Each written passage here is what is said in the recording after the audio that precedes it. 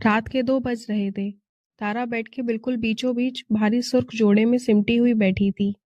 उसके लहंगे पर जड़े सितारे मध्यम रोशनी में झिलमिला रहे थे, लेकिन तारा की दिल की धड़कन उन सितारों से कहीं ज्यादा तेज थी।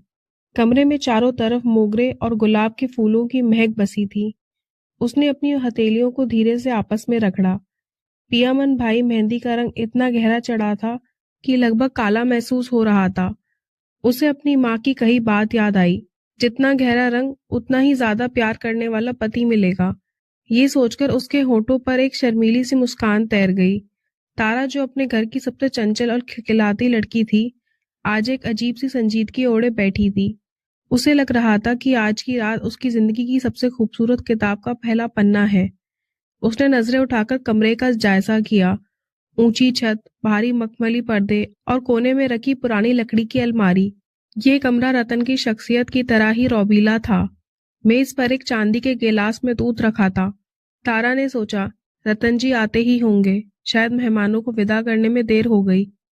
तभी कमरे के बाहर भारी जूतों की आहट सुनाई दी। तारा ने फौरन अपना घूंघट थोड़ा और नीचे खींच लिया और अपनी उंगलियों को दुपट्टे के पल्लू में उलझा लिया।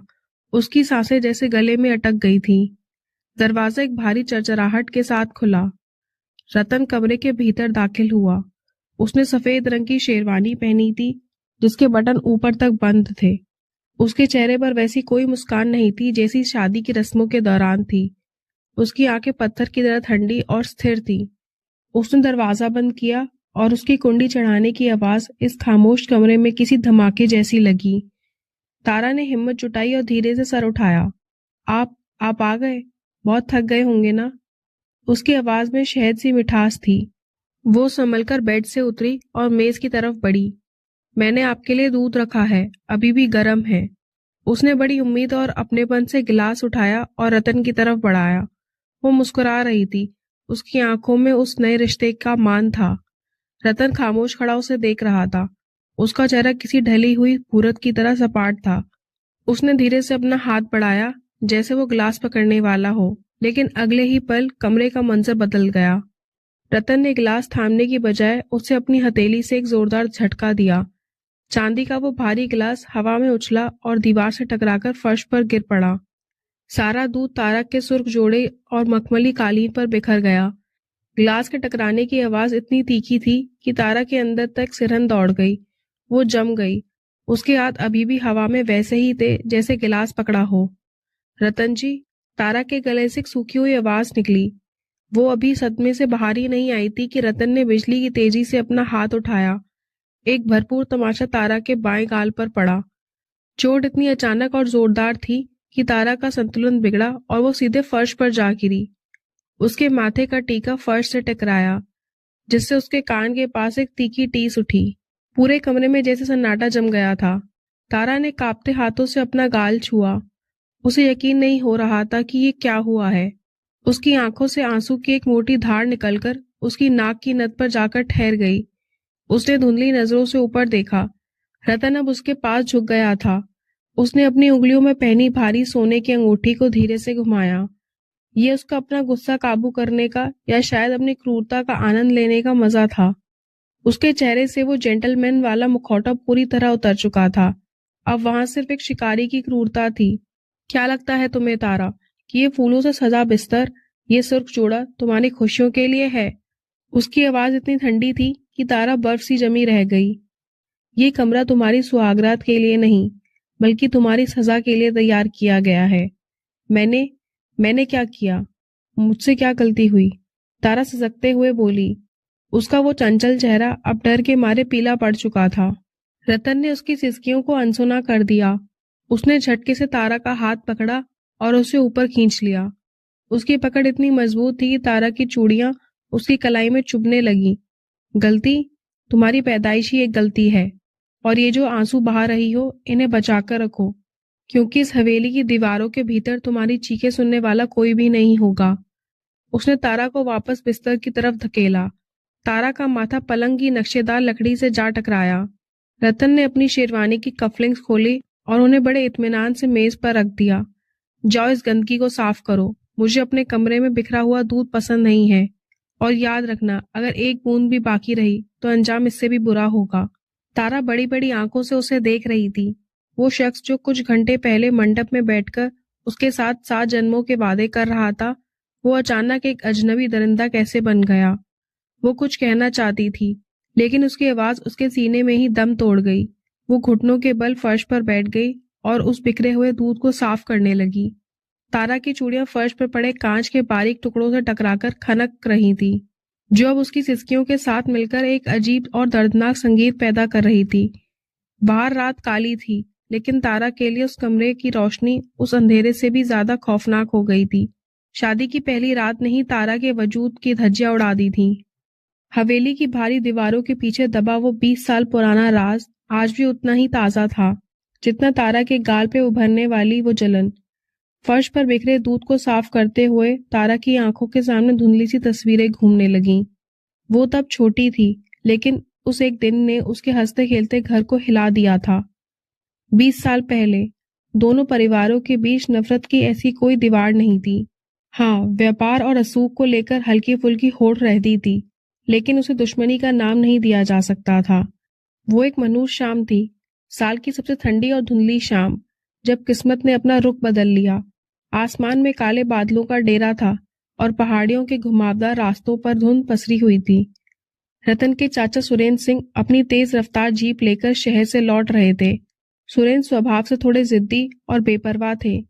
उसी रास्ते पर तारा के चाचा यश भी अपनी गाड़ी से वापस आ रहे थे। यश हमेशा से शांत और सुलझे हुए इंसान थे। वो सुरेंद्र की गाड़ी से काफी पीछे थे।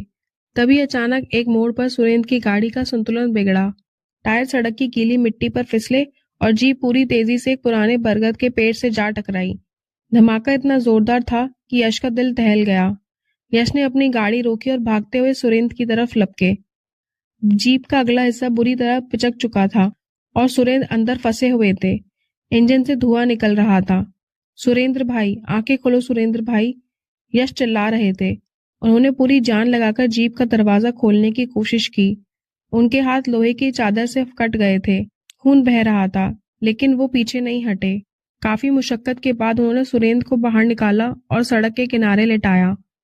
सुरेंद्र की हालत बहुत नाजुक थी। उनकी सांसें उखड़ने लगी। यश ने उनके सर को अपनी गोद में रखा और मदद के लिए इधर उधर देखने लगे, लेकिन बदकिस्मती ने वहीं अपना खेल शुरू किया। रतन के परिवार के कुछ लोग, जिनमें रतन के पिता ठाकुर दिग्विजय भी शामिल थे, अपनी गाड़ी के काफिले के साथ वहां पहुंचे। उन्होंने जो दृश्य देखा वो डरावना था, पर वो पूरी सच्चाई का सिर्फ एक हिस्सा था। बीच सड़क पर सुरेंद्र की जीप तबाह पड़ी थी। यश की गाड़ी ठीक उसके पीछे खड़ी थी, जैसे पीछे से टक्कर मारी गई हो। और सबसे बड़ी बात, यश के हाथ और कपड़े पूरी तरह खून से सने हुए थे और वो सुरेंद्र के पास झुके हुए थे। ठाकुर दिग्विजय के दिमाग में उस वक्त पुरानी रंजिशों का जहर घुल गया। कुछ दिन पहले ही एक जमीन के सौदे को लेकर यश और सुरेंद्र के बीच काफी बहस हुई थी। दिग्विजय ने चीखते हुए कहा, यश, ये तूने क्या किया? वो अपनी गाड़ी से नीचे उतरे और यश की तरफ झपटे। यश हक्के बक्के रह गए। ठाकुर साहब, ये एक एक्सीडेंट है। मैं तो इन्हें बचाने की कोशिश कर रहा था। इनकी गाड़ी बेकाबू होकर पेड़ से। झूठ मत बोल। दिग्विजय की आवाज पहाड़ियों में गूंज उठी। तूने ही इसे टक्कर मारकर सड़क के नीचे धकेला है। और देख अपने हाथ, तेरे हाथ गवाह हैं कि तूने इसे मार डाला। सुरेंद्र ने अस्पताल पहुंचने से पहले ही दम तोड़ दिया। उनके आखिरी शब्द भी नहीं निकल पाए जो यश की बेगुनाही को साबित कर सकें। इस घटना ने पूरे शहर में आग लगा दी। पुलिस आई, जांच हुई, लेकिन ठाकुरों के रसूख और गुस्से के आगे यश की सच्चाई दब गई। रतन के परिवार ने आरोप लगाया कि यश ने प्रॉपर्टी डिस्प्यूट के वजह से सुरेंद्र की हत्या की है। उनका तर्क था कि यश ने अपनी गाड़ी से सुरेंद्र की जीप को पीछे से धक्का दिया, जिससे गाड़ी अनियंत्रित हो गई। यश के परिवार से तारा के दादाजी पिशंबर नाथ ने सफाई दी कि उनके खानदान में कभी किसी ने हथियार नहीं उठाया। उनका बेटा बेगुनाह है। उन्होंने सबूत देने की भी कोशिश की कि यश की गाड़ी पर टक्कर का कोई निशान नहीं है, लेकिन नफरत की आग लग चुकी थी। अब उन आंखों को कुछ और नहीं सूझ रहा था। ठाकुर दिग्विजय ने कसम खाई, आज से हमारे और तुम्हारे बीच सिर्फ एक रिश्ता होगा। हमारे भाई की जान गई है, हम तुम्हारी पुश्तों को तड़पाएंगे। वो हादसा एक जंग में बदल गया। दोनों तरफ से गोलियां चली, मुकदमे हुए और रिश्तों की जगह दुश्मनी ने ले ली। तारा के चाचा यश, जो उस दिन एक फरिश्ता बनने निकले थे, पूरे शहर की नजरों में एक कातिल बन गए। वो कानूनी लड़ाई तो नहीं हारे क्योंकि सबूत कम थे, लेकिन वो समाज और अपनी आत्मा की नजर में हार गए। उन्होंने खुद को एक कमरे में कैद कर लिया और उनकी वो हंसती खेलती शख्सियत एक जिंदा लाश में बदल गई। उस एक्सीडेंट के बाद दोनों परिवारों के बीच कोई साधारण दरार नहीं रही थी, वो एक गहरी खाई बन चुकी थी। आने वाले सालों में उस नफरत ने जो रूप लिया, उसने पूरे इलाके की फिजा में जहर घोल दिया। शहर के लोग जानते थे कि अगर कहीं ठाकुर दिग्विजय सिंह की गाड़ी खड़ी है, तो वहां महेंद्रनाथ, तारा के पिता के परिवार का कोई सदस्य कदम नहीं रखेगा। लेकिन नियति को शायद कुछ और ही मंजूर था। हादसे के करीब 2 साल बाद शहर के सबसे बड़े सालाना मेले का आयोजन हुआ। ये एक ऐसा मौका था जहां पूरा शहर और आसपास के रसूख खानदान जमा होते थे।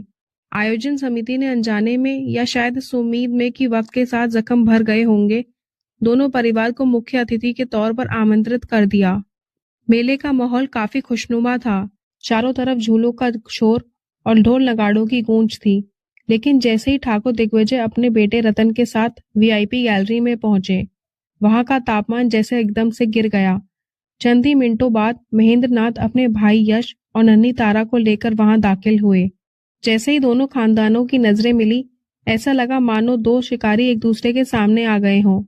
कुछ लोगों की चमड़ी इतनी मोटी होती है कि उन्हें कभी शर्मसार नहीं करती। ठाकुर दिग्विजय ने अपनी मूंछों को ताव देते हुए एक ऊंची आवाज में कहा। उनकी आवाज पूरी गैलरी में गूंजी।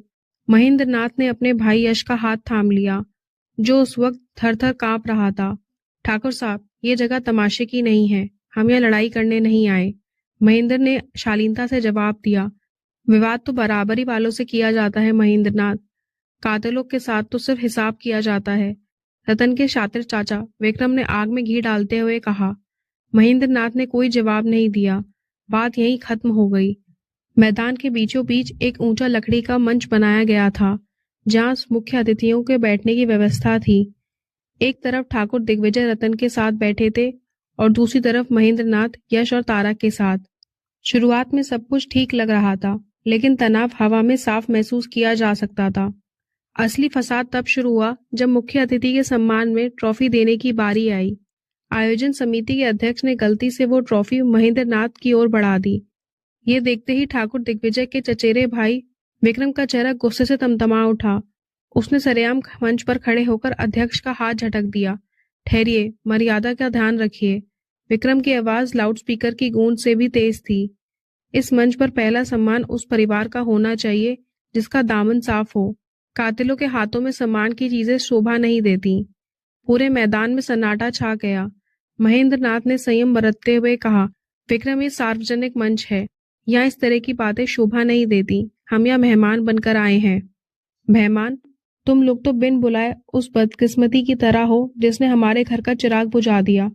ठाकुर दिग्विजय अब अपनी कुर्सी से खड़े हो चुके थे। बात तब बिगड़ गई जब यश अचानक उठकर वहां से जाने लगे। उन्हें जाते देख दिग्विजय सिंह के आदमियों ने उनका रास्ता रोक लिया और उन्हें धक्का दे दिया। यश का पैर फिसला और वो मंच की सीढ़ियों से नीचे गिर पड़े। ये देखकर महेंद्रनाथ का सब्र टूट गया।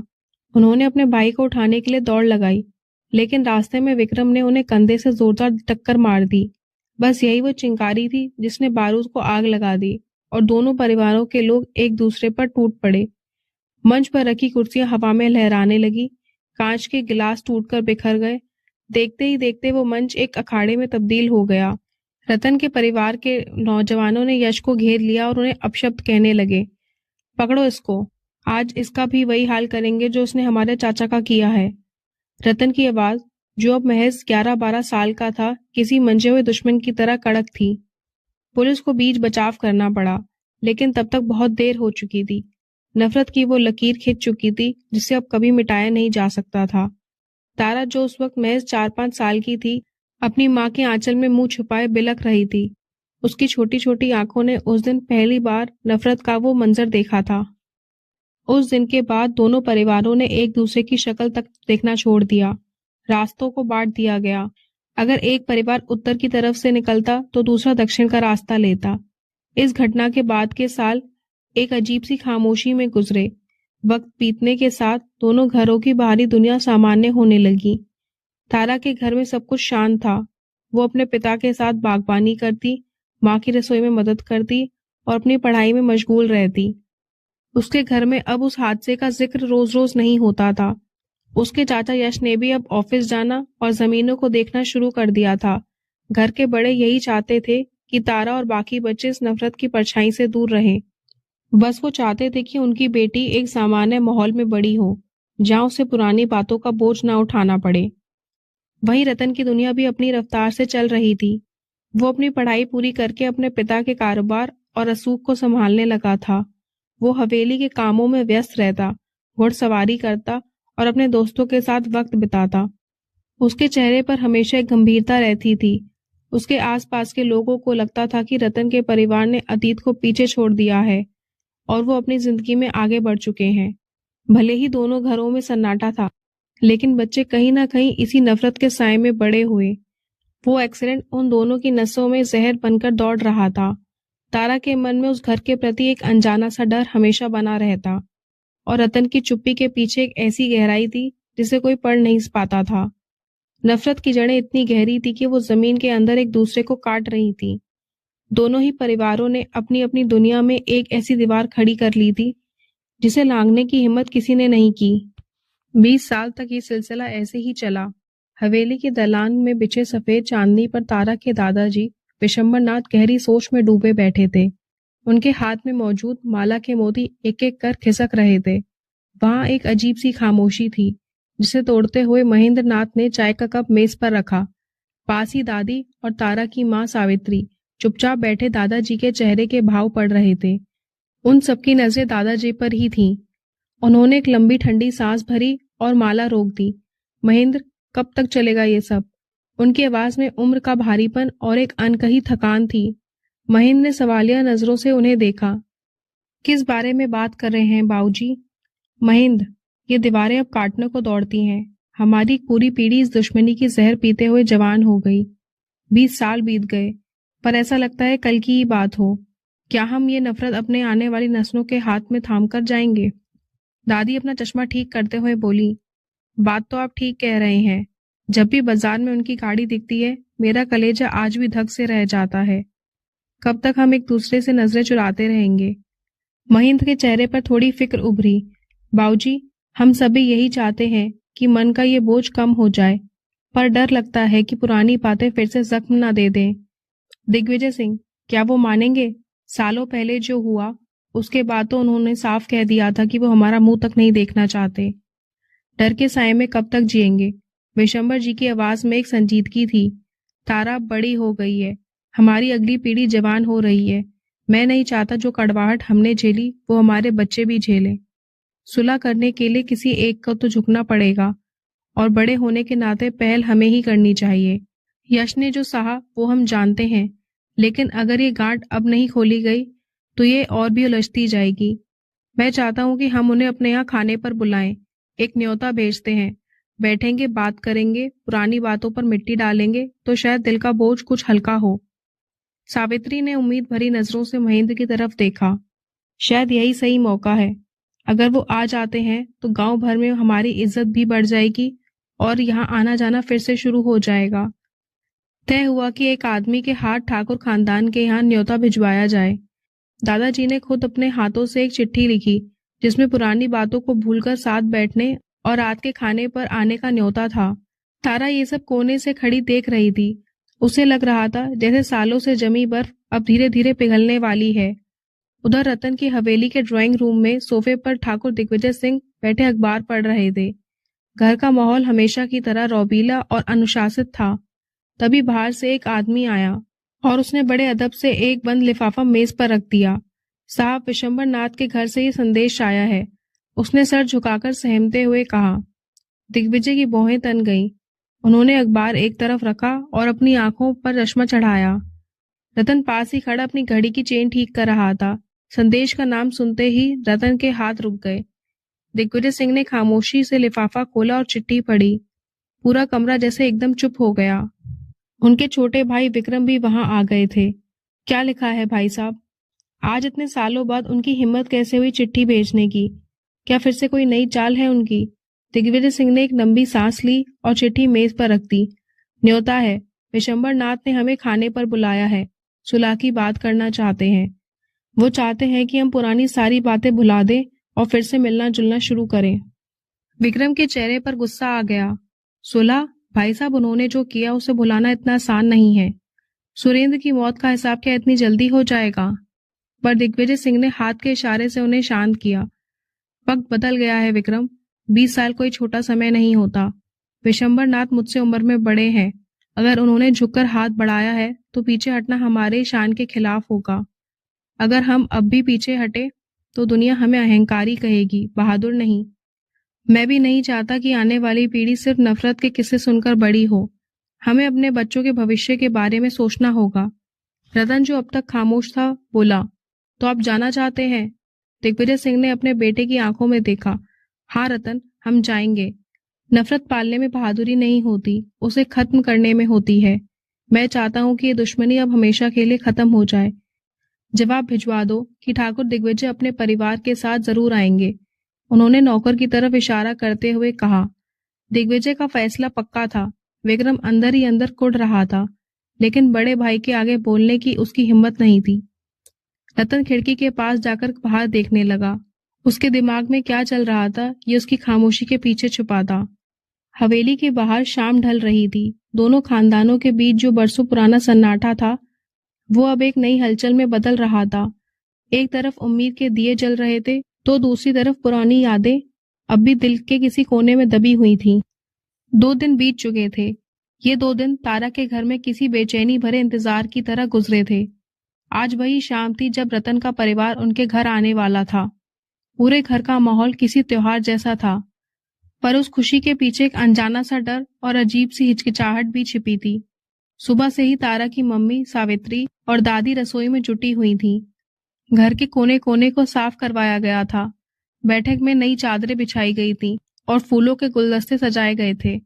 दादाजी खुद खड़े होकर हर चीज का मुआयना कर रहे थे। उन्होंने महेंद्र से बार बार कहा, देखना महेंद्र, कोई कमी ना रह जाए। आज हम सिर्फ मेहमानों को नहीं बुला रहे हैं, बल्कि बरसों की जमी हुई धूल झाड़ने की कोशिश कर रहे हैं। महेंद्र खुद भी थोड़े नर्वस थे। वो बार बार अपनी घड़ी देख रहे थे। घर के नौकर चाकर दौड़ भाग में लगे थे। तारा ने आज हल्के नीले रंग का एक सादा लेकिन सुंदर सूट पहना था। उसने अपने बालों को खुला छोड़ा हुआ था और उसकी आंखों में एक अजीब सी जिज्ञासा थी। उसने बचपन से उस परिवार के बारे में सिर्फ डरावनी कहानियां और नफरत भरी बातें सुनी थी। आज पहली बार वो उन सबको अपने सामने देखने वाली थी। तारा रसोई में जाकर अपनी मम्मी का हाथ बटाने लगी। मम्मी, क्या वो सच में सब भूल जाएंगे? उसने धीरे से पूछा। सावित्री ने एक गहरी सांस ली और बोली, कोशिश तो यही है बेटा। तेरे दादाजी का सपना है कि वो जीते जी इस दीवार को गिरा दें। बस भगवान से प्रार्थना कर कि सब ठीक ठाक से हो जाए। शाम के 7 बजते ही सड़क पर गाड़ियों के रुकने की आवाज आई। घर के सभी लोग जैसे एक पल के लिए अपनी जगह पर जम गए। दादाजी सबसे आगे बढ़े, उनके पीछे महेंद्र और फिर परिवार के बाकी लोग। दरवाजे से ठाकुर दिग्विजय सिंह दाखिल हुए। उनके साथ उनका छोटा भाई विक्रम और पीछे रतन आ रहे थे। दिग्विजय सिंह सफेद कुर्ते पजामे और ऊपर से एक काली वेस्टकोट पहने हुए थे। उनका व्यक्तित्व आज भी उतना ही रौबीला था, पर चेहरे पर एक बनावटी ही सही पर शांति थी। विशंबर नाथ ने आगे बढ़कर हाथ जोड़े।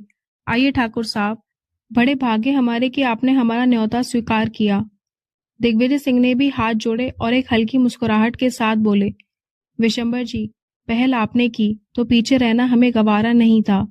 दोनों गले मिले। ये दृश्य देखकर वहां मौजूद हर शख्स के सीने से एक बोझ सा उतर गया, लेकिन माहौल अभी भी पूरी तरह सामान्य नहीं था। विक्रम के चेहरे पर अभी भी एक अकड़ थी और वो कमरे की चीजों को ऐसे देख रहा था जैसे किसी दुश्मन के किले का मुआयना कर रहा हो। मेहमानों को बैठक में बिठाया गया। तारा की मम्मी और दादी ने अंदर से पानी और शरबत के गिलास भेजे। तारा खुद ट्रे लेकर कमरे में दाखिल हुई।